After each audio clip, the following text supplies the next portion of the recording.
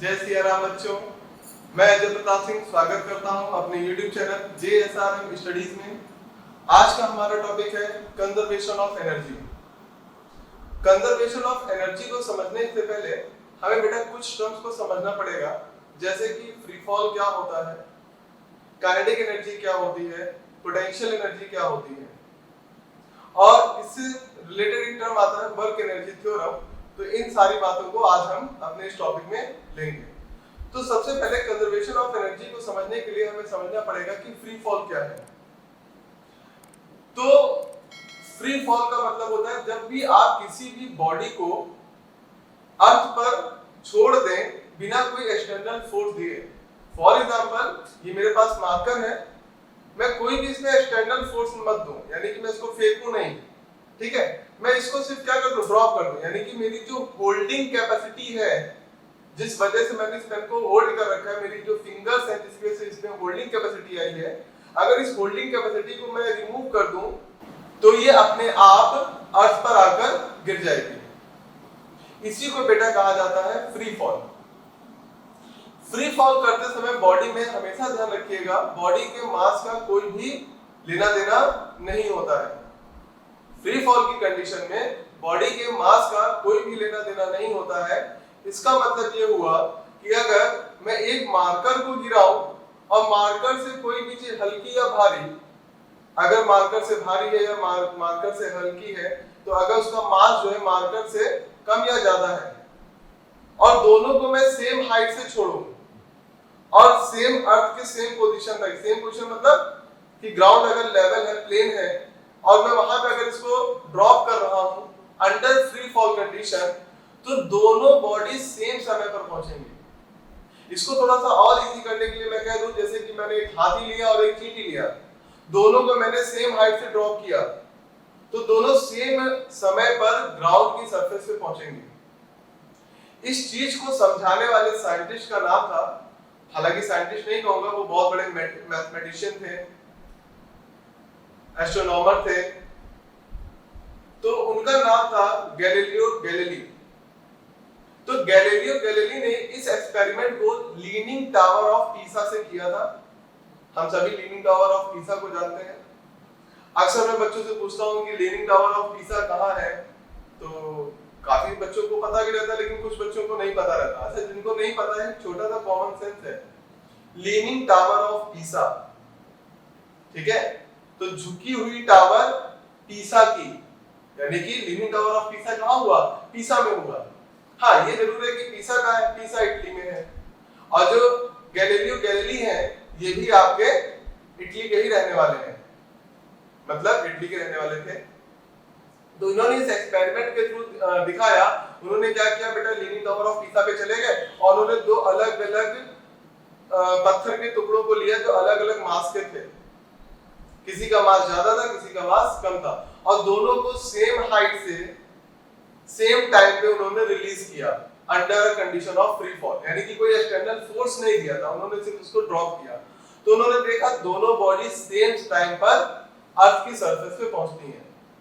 हालांकि जब आप एक्सपेरिमेंटली इसको करने जाएंगे, रियल लाइफ में आप खुद इसको करने जाएंगे, तो ऐसा आपसे होगा नहीं। जैसे मान लिया आपने एक पन्नी का टुकड़ा लिया और एक आपने पत्थर लिया, दोनों को आपने सेम टाइम पर छोड़ा, तो आप देखेंगे कि पत्थर का टुकड़ा जल्दी पहुंच जाएगा, जबकि जो कागज या पन्नी का टुकड़ा था उसको थोड़ा ज्यादा समय लगेगा। ऐसा इसलिए होता है क्योंकि जो हवा है बच्चों, हवा क्या करती है, उसका अपना जो बॉडी गिर रही है उसको वो रेजिस्ट करती है, यानी उसको गिरने से रोकती है, यह एक फ्रिक्शन फोर्स देती है। तो इस वजह से एक्चुअल में जो बॉडी है वो आपको रियल में ऐसा लगेगा कि जो भारी बॉडी थी वो जल्दी पहुंच गई और जो हल्की बॉडी थी वो देर में पहुंची। कई बार तो ऐसा भी होता है, जैसे पन्नी या कागज नीचे, तो वो हवा की वजह से और ऊपर उठ जाएगी, हालांकि कभी ना कभी तो गिरेगी, ऐसा तो है नहीं कि गिरेगी नहीं, क्योंकि अर्थ में ग्रेविटी है तो उसको नीचे की ओर तो खींच ही लेगी। जहां पे हवा कम होगी, जहां पे फ्रिक्शन थोड़ा कम होगा, तो वहां पे वो अपने आप नीचे आ जाएगी। लेकिन रियल लाइफ में अगर आप बहुत ज्यादा डिफरेंसेस कर देते हैं दोनों बॉडीज में, तो आप इस एक्सपेरिमेंट को रियल लाइफ में खुद नहीं देख पाएंगे, क्योंकि एक्चुअल में बहुत ज्यादा हाइट पे आप जाएंगे नहीं, आप अपनी एक मंजिल दो मंजिल की छत से गिरा देंगे और आप डिफरेंसेस बहुत ज्यादा ले लेंगे, कोई बहुत हल्का ले लेंगे, कोई बहुत भारी ले लेंगे।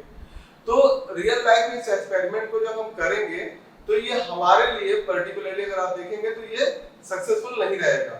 हालांकि गैलीलियो गैलीली ने ऐसा करके दिखाया था, तो एक्चुअल में ये बात सही भी है।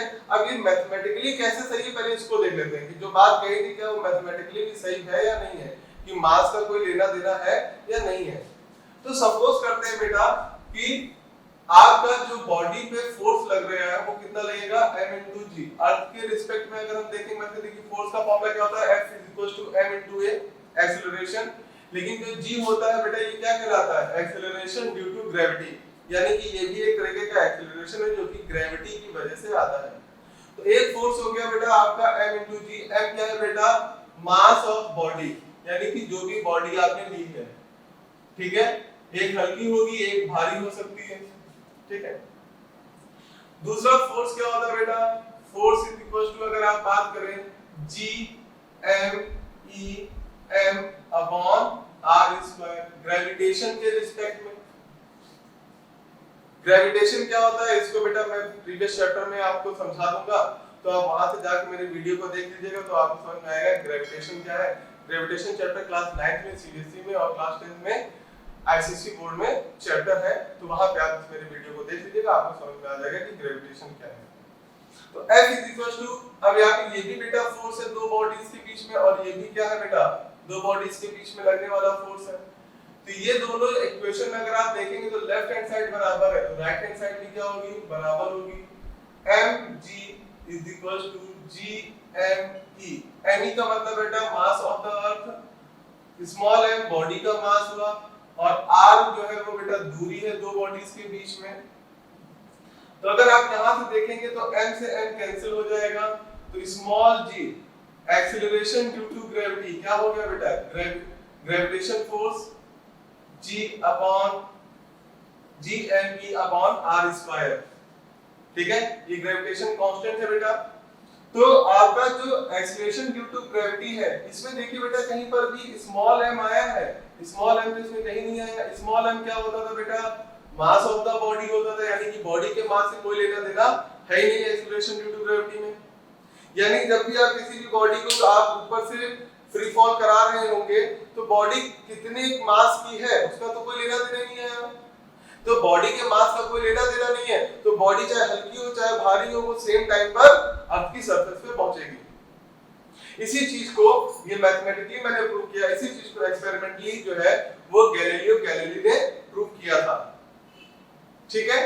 अब यहीं से फ्री फॉल से ही आपका कॉन्सेप्ट आता है बेटा कंजर्वेशन ऑफ एनर्जी का। लेकिन उसको समझने के लिए जैसे मैंने आपसे कहा कि काइनेटिक एनर्जी समझना पड़ेगा, पोटेंशियल एनर्जी समझना पड़ेगा, और आपको वर्क एनर्जी थ्योरम को भी समझना पड़ेगा। तो काइनेटिक एनर्जी क्या होती है, तो किसी भी बॉडी में मोशन की वजह से जो एनर्जी उसमें रहती है उसको काइनेटिक एनर्जी कहते हैं। The body possess the energy virtue it's motion. तो बॉडी में मोशन की वजह से जो एनर्जी है उसको काइनेटिक एनर्जी कहा जाता है, यानी जो भी बॉडी मूव कर रही है तो मूविंग बॉडी में हमेशा क्या होगी बेटा काइनेटिक एनर्जी होगी। पोटेंशियल एनर्जी क्या होता है बेटा virtue by its rest position. तो the body possess the energy virtue its rest position. तो पोटेंशियल एनर्जी वहां पे होती है जहां पर बॉडी रेस्ट में हो। फॉर एग्जांपल अभी मैं आपको खड़े होकर पढ़ा रहा हूं तो मेरे अंदर कौन सी एनर्जी होगी बेटा पोटेंशियल एनर्जी। अगर मैं मूव करते हुए पढ़ाऊंगा तो मेरे अंदर कौन सी एनर्जी होगी काइनेटिक एनर्जी। यानी कि काइनेटिक एनर्जी बॉडी के मोशन की वजह से होती है और जो कि पोटेंशियल एनर्जी होती है वो बॉडी के रेस्ट की वजह से होती है। काइनेटिक एनर्जी का जो फार्मूला होता है बेटा वो होता है हाफ mv², और पोटेंशियल एनर्जी का जो फार्मूला होता है वो होता है बेटा mgh। g है acceleration due to gravity, m है mass of the body and h है हाइट कि वो किस हाइट पर है बॉडी। यहां पर भी बेटा मास ऑफ द बॉडी और v होती है बेटा velocity of the body. Kinetic energy को जनरली k से ही रिप्रेजेंट किया जाता है या e से भी रिप्रेजेंट कर देते हैं, और पोटेंशियल एनर्जी को u से रिप्रेजेंट किया जाता है। तो होप सो कि आपको काइनेटिक एनर्जी और पोटेंशियल एनर्जी समझ में आई होगी। अब बात होती है कि ये फार्मूला काइनेटिक एनर्जी और पोटेंशियल एनर्जी का आया कहां से। ये जो फार्मूला डिराइव होकर आया काइनेटिक एनर्जी और पोटेंशियल एनर्जी का, ये आया कहां से। तो अगर आप ध्यान से देखें बेटा, आपके अंदर एनर्जी नहीं है तो आप कोई काम नहीं कर पाएंगे। बॉडी में अगर एनर्जी नहीं है तो आप कोई काम कर ही नहीं सकते। आप काम तभी कर सकते हैं जब आपके अंदर एनर्जी हो। यानी कि एनर्जी को एक तरीके से इस तरह से समझा जा सकता है कि capacity of doing work. Energy क्या है? काम करने की क्षमता है कि आप जितना काम कर ले रहे हो। यानी कि एनर्जी को मैं कह सकता हूं कि एनर्जी बराबर किसके बेटा? वर्क के बराबर है। तो मैं अभी आपका ये दोनों फार्मूला कैसे डिराइव होकर आया है, यानी कि half mv square kinetic energy और mgh जो पोटेंशियल एनर्जी है वो कैसे आया, उसको अभी मैं वर्क के फार्मूले से, क्योंकि वर्क अगर आप कर रहे हो तो एनर्जी रिलीज जरूर हो रही होगी। इसीलिए इस चैप्टर का जनरली नाम भी होता है वर्क, एनर्जी एंड पावर। तो इस चैप्टर में ही आपको ये कॉन्सेप्ट मिलेगा कंजर्वेशन ऑफ एनर्जी का। तो चलिए पहले मैं फार्मूले को प्रूफ करता हूं बेटा कि kinetic energy half mv square कैसे आया। तो चलिए देखते हैं। तो वर्क बराबर क्या होता है बेटा? F into S, force into displacement. Physics आपको वर्क के लिए क्या कहती है बेटा? वर्क तभी माना जाता है जब आपके द्वारा लगाए गए फोर्स की वजह से बॉडी डिस्प्लेस हो जाए, तभी उसको वर्क कंसीडर किया जाता है अकॉर्डिंग टू द फिजिक्स। ठीक है, तो W बराबर F इंटू एस। अब देखिए इसी फॉर्मूले से मैं काइनेटिक एनर्जी का फॉर्मूला लेकर आऊंगा। फोर्स जो होता है बेटा वो क्या होता है? M into G। अब आप G कह लीजिए या A कह लीजिए, दोनों का मतलब एक ही होता है। और S आपकी बेटा है डिस्प्लेसमेंट। ठीक है, अब थर्ड इक्वेशन ऑफ मोशन का इस्तेमाल करेंगे। इक्वेशन ऑफ मोशन का बेटा मैंने आपको वीडियो ऑलरेडी प्रोवाइड कराया हुआ है मेरे चैनल पर, तो आप वहां से देख सकते हैं। तो थर्ड इक्वेशन ऑफ मोशन क्या कहती है बेटा? v स्क्वायर बराबर u स्क्वायर प्लस 2g। वैसे तो h होता है लेकिन s भी लिख सकते हैं। हाँ, ये बात भी सही है कि वहां पे आपको बेटा a पढ़ा होगा। ठीक है, तो वहां पे जो मेरा वीडियो है वहां पे a, देखिए a और g रिप्लेस किया जा सकता है, वैसे ही s और h भी रिप्लेस किया जा सकता है। जब हम बेटा इस तरह से चलते हैं, यानी कि जब हम हॉरिजॉन्टली मूव कर रहे होंगे तो हम बेटा s लेते हैं दूरी के लिए। जब हम वर्टिकली मूव कर रहे होते हैं तो दूरी के लिए बेटा हम h सिंबल का इस्तेमाल करते हैं। हाइट तब हम बोलते हैं और यहाँ पे हम डिस्प्लेसमेंट बोलते हैं। ठीक है, तो अब ये हमारी थर्ड इक्वेशन ऑफ मोशन है। अब काइनेटिक एनर्जी की बात कर रहे हैं, तो मान लीजिए आप मूव कर रहे थे और मूव करने के बाद कुछ समय के बाद आप रेस्ट में चले गए। तो बॉडी मूव कर रही थी और वो रेस्ट पे चली गई, यानी कि उसके अंदर काइनेटिक एनर्जी नहीं होगी। तो काइनेटिक एनर्जी यानी जब बॉडी मूव कर रही थी, ठीक है, तो जाके रेस्ट में चली गई, लास्ट में क्या हुआ? बॉडी रुक गई। तो फाइनल वेलोसिटी हमारी क्या हो जाएगी? फाइनल वेलोसिटी हमारी क्या हो जाएगी बेटा? 0 हो जाएगी, क्योंकि बॉडी रुक गई। इनिशियल वेलोसिटी को बेटा हम लोग क्या ले लें? इनिशियल वेलोसिटी को हम लोग v ले लें। ठीक है, इनिशियल वेलोसिटी को हम लोग क्या ले लें बेटा? v ले लें। तो अपनी इस इक्वेशन के हिसाब से यहाँ पे बेटा जो ये v है ये फाइनल वेलोसिटी है और जो ये u है ये इनिशियल वेलोसिटी है। अब इसी में हमें चेंजेस करना है। ठीक है, तो फाइनल वेलोसिटी आपकी क्या हो जाएगी? 0 बराबर इनिशियल वेलोसिटी हमारी क्या है बेटा? v हमने लेट किया है, तो ये हो जाएगा v स्क्वायर। चूंकि बॉडी मूव कर रही थी और रुक गई, यानी कि उसमें जो एक्सेलरेशन था वो धीरे धीरे क्या हो रहा है बेटा? कम हो रहा है, यानी कि निगेटिव में आ रहा है। और निगेटिव एक्सेलरेशन क्या कहलाता है? रिटार्डेशन कहलाता है। और रिटार्डेशन के लिए एक्सेलरेशन किस में रखा जाता है बेटा? माइनस में। तो -2as, यानी कि as को बेटा इधर कर दीजिए, तो 2as = v स्क्वायर और as बराबर v स्क्वायर बाई 2। तो आप चाहे तो बेटा यहाँ पे a ही लिखा रहने दीजिए जिससे आपको प्रॉब्लम ना हो। तो as बराबर क्या हो जाएगा बेटा? v square by 2। इसी फॉर्मूले में देखिएगा मैं चेंज करने वाला हूं m इंटू as की जगह मैं लिखूंगा v स्क्वायर बाई 2। अब ये देखिए कैसा हो गया? हाफ m v स्क्वायर, जो कि क्या था हमारा? w था, वर्क था। और यही तो मैंने काइनेटिक एनर्जी का भी बेटा आपको फॉर्मूला बताया। तो काइनेटिक एनर्जी का फॉर्मूला डिराइव हो गया कि नहीं हो गया? इसी को काइनेटिक एनर्जी कहते हैं। इसी तरह से आप बेटा पोटेंशियल एनर्जी का फॉर्मूला भी डिराइव कर सकते हैं, ठीक है। इसी वर्क से आएगा बेटा, इसी वर्क से आएगा। देखिए कैसे होगा, W बराबर F इंटू एस। मैंने कहा देखिए पोटेंशियल एनर्जी हमेशा ग्राउंड के रिस्पेक्ट में देखी जाती है, तो ग्राउंड के रिस्पेक्ट में जब आप पोटेंशियल एनर्जी देखेंगे तो क्या होगा बेटा, अपवर्ड डायरेक्शन या डाउनवर्ड डायरेक्शन में देखेंगे, यानी कि वर्टिकली देखेंगे। और वर्टिकली देखते समय आप s की जगह क्या रखते हैं, h लिखते हैं, ठीक है। f क्या हो जाएगा m, अब मैंने बताया था बेटा यहाँ पे हम क्या लिखते हैं, g लिखते हैं a की जगह पर, और ये h, ये हो गया w, और यही क्या होता है बेटा पोटेंशियल एनर्जी यानी कि u। तो फार्मूला आपका डिराइव हो गया काइनेटिक एनर्जी और पोटेंशियल एनर्जी का। तो बेटा इसको लिख लीजिए या इसका स्क्रीनशॉट ले लीजिए और मैं आगे बढ़ता हूं।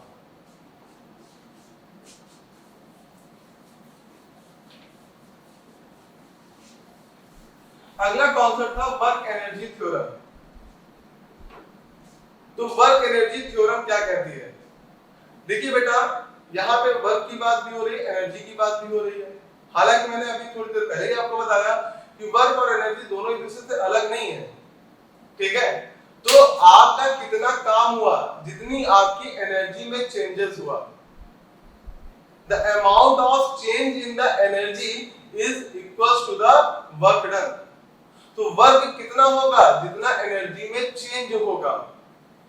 अब चेंज का मतलब क्या है बेटा, एक बार एनर्जी कुछ होगी, ठीक है। मान लीजिए बेटा आपकी एनर्जी जो है काइनेटिक एनर्जी, मान लीजिए फाइनल काइनेटिक एनर्जी की बात करें, और एक बार क्या होगा बेटा काइनेटिक एनर्जी कुछ कम होगी, तो उसको हम क्या कहें, KE इनिशियल एनर्जी। तो एक आपकी बेटा इनिशियल एनर्जी हो गई और एक आपकी बेटा फाइनल एनर्जी हो गई।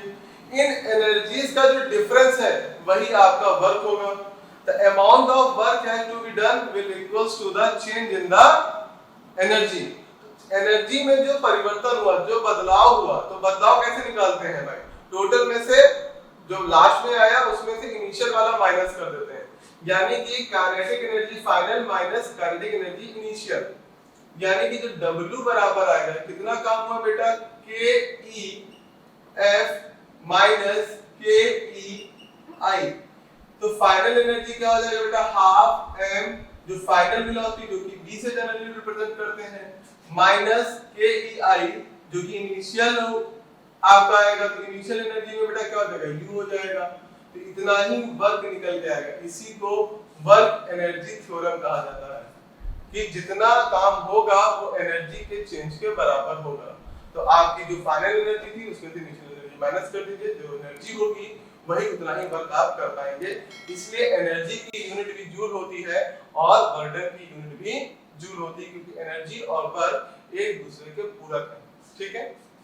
चलिए बेटा आगे देखें, जिस टॉपिक पे आज बात करनी थी, कंजर्वेशन ऑफ एनर्जी पे, ठीक है। तो कंजर्वेशन ऑफ एनर्जी का कांसेप्ट क्या कहता है कि energy neither be created nor be destroyed, it can only transform to one medium to another medium. यानी कि एनर्जी को ना पैदा किया जा सकता है ना खत्म किया जा सकता है, खाली इसको एक माध्यम से दूसरे माध्यम में बदला जा सकता है। जैसे कि एग्जांपल के तौर पे अगर आप देखें तो मेन सोर्स ऑफ एनर्जी क्या है बेटा, अर्थ पर main source of energy sun की लाइट है, सनलाइट है, वो मेन सोर्स ऑफ एनर्जी है। वहां से क्या होते हैं बेटा, अर्थ एनर्जी लेती है, वो अपनी एनर्जी को बीजों में ट्रांसफर करती है, बीज उससे एनर्जी लेता है, बीज एनर्जी लेकर के वो पेड़ बनता है, पेड़ से में जब एनर्जी ले लेता है तो वो फल वगैरह बनाता है, फल को जो है जानवर खाते हैं, फिर जो आपके मांसाहारी जानवर होते हैं वो उन जानवर यानी शाकाहारी जानवरों को खा लेते हैं। यानी कि जो सन से एनर्जी आई, जो कि सीड के में आई और अर्थ में आई, और वो उसके बाद क्या हुआ, वापस से जब जानवर मर जाएगा उसी मिट्टी में मिल जाएगा और फिर एनर्जी वापस से रेडिएट हो जाएगी। या आप देखिए मोमबत्ती को जलाइए, तो मोमबत्ती में जब जलती है तो उसमें देखिए क्या होती है बेटा, लाइट एनर्जी और हीट एनर्जी। तो मोमबत्ती जैसे जैसे कम हो रही होती है वैसे वैसे आपको हीट एनर्जी और लाइट एनर्जी दे रही होती है। उसको जिसको लेना होता है वो ले लेता है, फिर उसके बाद वो आगे ट्रांसफर कर दिया जाता है। एनर्जी ना आप क्रिएट कर सकते हैं ना डिस्ट्रॉय कर सकते हैं, इसको केवल एक माध्यम से दूसरे माध्यम में बदला जाता है। Energy neither be created nor be destroyed, it can only transform to one medium to another medium. तो ये कंजर्वेशन ऑफ एनर्जी का कांसेप्ट है। अब इस कंजर्वेशन ऑफ एनर्जी को प्रूव करना है कि conservation of energy under a free fall condition हमेशा क्या रहेगी, कंजर्व रहेगी, मतलब ना कभी घटेगी ना बढ़ेगी। अब इसको समझाने के लिए मैं आपको मैथमेटिकली कैसे इसको समझाया जाएगा उसको दिखाने की कोशिश करता हूं। बहुत इंपॉर्टेंट है बच्चों, ये जरूर से जरूर पूछा जाता है, क्लास 11th तक के कॉन्सेप्ट में ये आपका आता है। ठीक है, जरा ध्यान से समझेंगे बेटा कि इसको कैसे किया जाता है। मान लीजिए कि ये ग्राउंड है, ठीक है, और ग्राउंड पे पोजीशन मान लीजिए सी है, ये सी पोजीशन है ग्राउंड पर, और ये आपकी जो बॉडी है वो ए पोजीशन पर रखी हुई है। अब जब आपने बॉडी को यहां से यहां तक पहुंची तो देखिए हम क्या कर रहे हैं कि एनर्जी हमेशा बराबर रहनी चाहिए, हर पोजीशन पर बराबर रहनी चाहिए, यानी कि ए पर की टोटल एनर्जी उतनी ही होनी चाहिए जितनी सी पर है। और आप लोग के लिए कोई एक और पोजीशन ले लेते हैं, मान लेते हैं बी पोजीशन, और इस बी पोजीशन पर भी एनर्जी उतनी ही रहनी चाहिए, यानी टोटल एनर्जी हर बार कैसी होनी चाहिए बेटा, अंडर फ्री फॉल। तो अंडर फ्री फॉल की कंडीशन में दो तरह की एनर्जी होंगी, काइनेटिक एनर्जी होगी और पोटेंशियल एनर्जी होगी। तो उनका सम हमेशा क्या आना चाहिए बेटा, उनका सम हमेशा बराबर आना चाहिए, कांस्टेंट आना चाहिए, तब हम इस बात को कह सकते हैं कि कंजर्वेशन ऑफ एनर्जी, यानी कि ये बात प्रूव हो जाएगी कि वो न क्रिएट की जा सकती, न डिस्ट्रॉय की जा सकती, वो हमेशा एक हर जगह पर बराबर बनी रहती है। तो इस चीज को प्रूव करने के लिए मैंने अपने यहाँ पे फिगर बनाया है। मान लेते हैं कि हमारी जो बॉडी ए पोजीशन पर है उस ग्राउंड से h हाइट पर रखी हुई है, जो हाइट है वो कितनी है बेटा, h हाइट पर रखी हुई है। A से B तक जब बॉडी पहुंची तो मान लीजिए उसने x दूरी तय कर ली। कितनी दूरी तय कर ली बेटा, x डिस्टेंस को कवर कर लिया। तो A से लेके B तक x है और टोटल दूरी h है, तो B से C तक कितना होगा, टोटल में से अगर हम ये माइनस कर दें तो हमारा B से C तक की दूरी आ जाएगी, जो कि हो जाएगी h माइनस x। ठीक है, तो चलिए देखते हैं क्या total energy position A, position B, position सी हर जगह एक जैसी आ रही है या नहीं। तो हम देखते हैं एट ए पोजीशन पर हम देखते हैं बेटा, तो हम काइनेटिक एनर्जी भी निकालेंगे और हम पोटेंशियल एनर्जी भी निकालेंगे, दोनों को जोड़ेंगे तो क्या निकल के आएगा, टोटल एनर्जी निकल के आएगा। तो क्या टोटल एनर्जी हर बार उतनी ही रहती है हर पोजीशन पे, चलिए देखते हैं। तो जब हमारी बॉडी ए पोजीशन पर है, हमारी बॉडी ए पोजीशन पर है तो वो मूव तो कर नहीं रही, अभी तो हमने होल्ड कर रखा है बॉडी को, मान लीजिए ये बॉडी है तो बॉडी को तो होल्ड कर रखा है, यानी कि काइनेटिक एनर्जी तो उसमें है नहीं, तो काइनेटिक एनर्जी कितनी हो जाएगी एट पोजीशन ए पे बेटा, जीरो हो जाएगी। क्यों जीरो हो जाएगी, क्योंकि बेटा mv² के फॉर्मूले में अगर आप रखेंगे तो वेलोसिटी तो है ही नहीं, क्योंकि मूव नहीं कर रहा तो वेलोसिटी नहीं है, मास तो हमेशा रहेगा, तो वेलोसिटी तो है नहीं, तो वेलोसिटी नहीं है, इस वजह से आपका क्या हो जाएगा, kinetic energy at position A zero आएगी।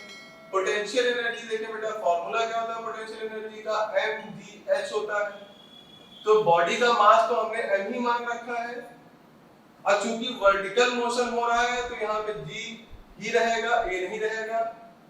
और जो हाइट है वो कितनी है बेटा, देखिए ए पोजीशन पर हाइट कितनी है, h है, तो पोटेंशियल एनर्जी कितनी आ गई, mgh। तो टोटल एनर्जी कितनी हो जाएगी बेटा पोजीशन ए पर, तो mgh प्लस 0, यानी कि कितना, mgh ही तो रहेगा, तो टोटल एनर्जी कितनी हो जाएगी mgh, क्योंकि mgh में अगर आप पोटेंशियल एनर्जी में काइनेटिक एनर्जी 0 है, उसको जोड़ेंगे तो पोटेंशियल एनर्जी के बराबर ही निकल के आएगा। इस चीज में हमेशा एक बात ध्यान रखिएगा कि काइनेटिक एनर्जी को बेटा हमेशा ऊपर से देखते हैं, क्योंकि बॉडी ऊपर से ही मूव करना शुरू होगी ना, बॉडी ऊपर से ही मूव करना शुरू होगी, तो काइनेटिक एनर्जी को हमेशा ऊपर से देखते हैं, जबकि पोटेंशियल एनर्जी को हमेशा नीचे से देखते हैं। इस बात का ध्यान रखेंगे, बाकी आपको कोई बहुत ज्यादा ध्यान रखने की जरूरत नहीं है। पोटेंशियल एनर्जी को हमेशा नीचे से देखेंगे, काइनेटिक एनर्जी को हमेशा ऊपर से देखेंगे। अब बात करते हैं एट बी पोजीशन पर, देखते हैं बेटा क्या होता है। तो बी पोजीशन पे काइनेटिक एनर्जी हम निकालते हैं, फार्मूला होता है हाफ mv², तो मास तो बॉडी का अभी भी बेटा वही है, m ही है, v²। अब v² की वैल्यू हम इक्वेशन ऑफ मोशन, जो कि थर्ड इक्वेशन ऑफ मोशन है, उसका इस्तेमाल करेंगे, v² = equals to u square plus 2as इसका बेटा इस्तेमाल करेंगे हम, ठीक है। तो इनिशियल वेलोसिटी तो हमारी 0 थी, तो आपका क्या हो जाएगा, इनिशियल वेलोसिटी 0 थी यानी कि क्या हो जाएगा 2as v स्क्वायर बराबर 2as। तो बेटा यहां हम क्या लिख देंगे, v स्क्वायर की जगह 2a की जगह हम क्या लिखेंगे बेटा g, क्योंकि वर्टिकल काम हो रहा है, और s यानी कि जो दूरी थी, दूरी कितनी चली बेटा a से b तक x दूरी चली गई है, तो ये x हो जाएगा, 2 से 2 कैंसिल हो जाएगा, इसको बेटा रब कर देता हूं, तो ये कितना हो जाएगा mgx। काइनेटिक एनर्जी कितनी है हमारी p पोजीशन पर, mgx आएगी। पोटेंशियल एनर्जी बेटा, तो पोटेंशियल एनर्जी क्या हो जाएगा mgh फार्मूले का यूज करेंगे, मास m ही रहेगा, ग्रेविटी जो है वो बेटा g ही रहेगी, h। अब हाइट को देखते हैं बेटा, तो हमारी हाइट दी पोटेंशियल एनर्जी को नीचे से देखेंगे, तो हाइट कितनी है p पोजीशन तक h - x। ये तो बेटा आप लोग बड़े हो गए, पता ही होगा कि mgh से भी मल्टीप्लाई होगा और mgx से भी मल्टीप्लाई होगा, तो हो जाएगा mgh - mgx। तो अब टोटल एनर्जी की बात कर लेते हैं, तो टोटल एनर्जी कितनी हो जाएगी बेटा, काइनेटिक एनर्जी जो कि है mgx प्लस पोटेंशियल एनर्जी जो कि है mgh - mgx। माइनस mgx से ये प्लस mgx से कैंसिल हो गया, तो टोटल एनर्जी कितनी आ गई बेटा हमारे पास mgh। तो देखिए पहले भी टोटल एनर्जी mgh थी, अभी भी टोटल एनर्जी mgh ही है, तो a और b पोजीशन तक तो कंजर्वेशन ऑफ एनर्जी का कांसेप्ट क्लियर हो रहा है। अब हम पोजीशन c पर भी देखेंगे, ठीक है। तो बेटा मैं इसको यहां पे कर लेता हूं पोजीशन c को देखने के लिए, एट c काइनेटिक एनर्जी देखो बेटा, हाफ m v स्क्वायर फार्मूले के हिसाब से, हाफ m v स्क्वायर, फिर भाई बेटा एक थर्ड इक्वेशन ऑफ मोशन का इस्तेमाल करेंगे, तो v square equal to u square plus 2।